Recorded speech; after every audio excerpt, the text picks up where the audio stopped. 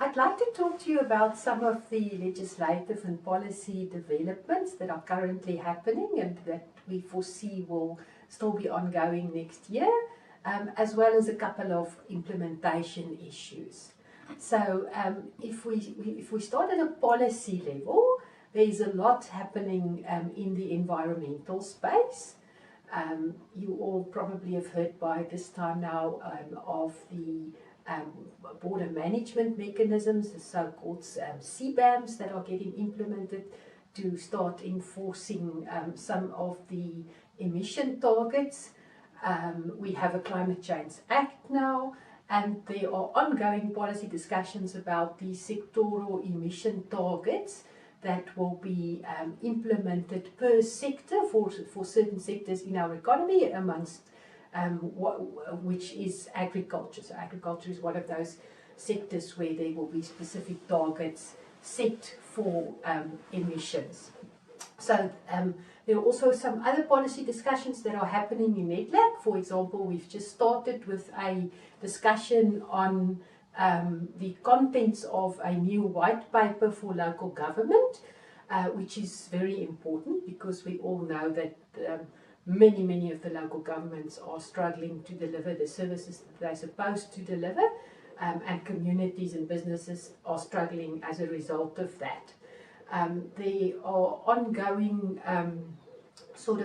discussions and engagement on various water issues as well, and new water policies. So that will all extend into 2025. As far as legislation is concerned, there are a couple of bills that we are currently submitting comments on, and that are likely to go into NEDLAC processes and parliamentary processes. So the first one is the Petroleum Products Bill, which will further regulate the petroleum industry, and there's quite a wide definition of what is considered to be a petroleum product.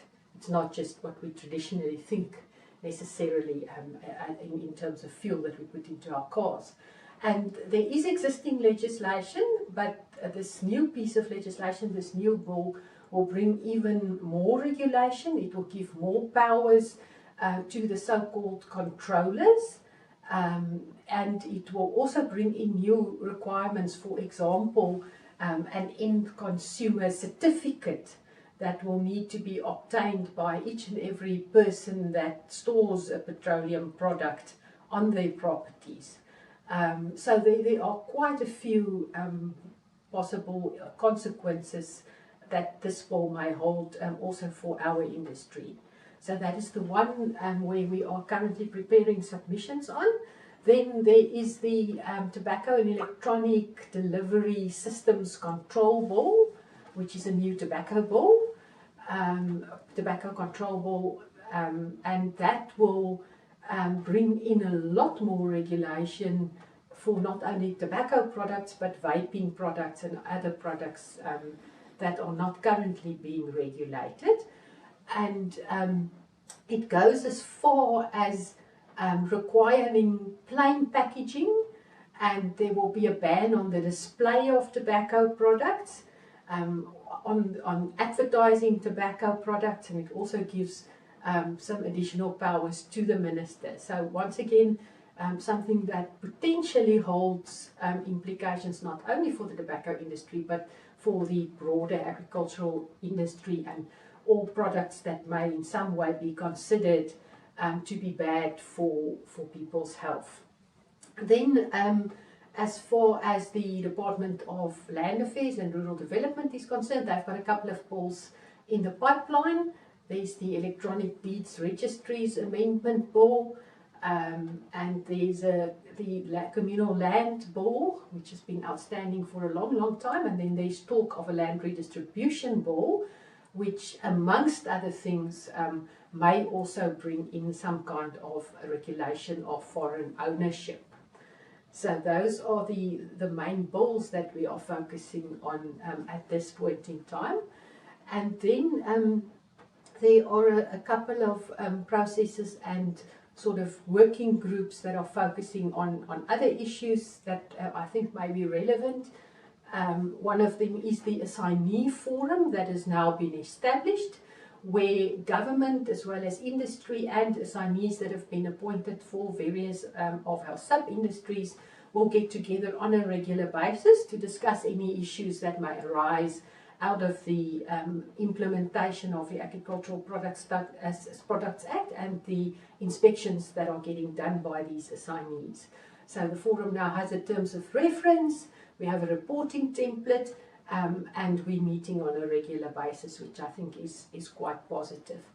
And then Agbiz has a couple of working groups that we have established to deal with various issues that are of importance to our members.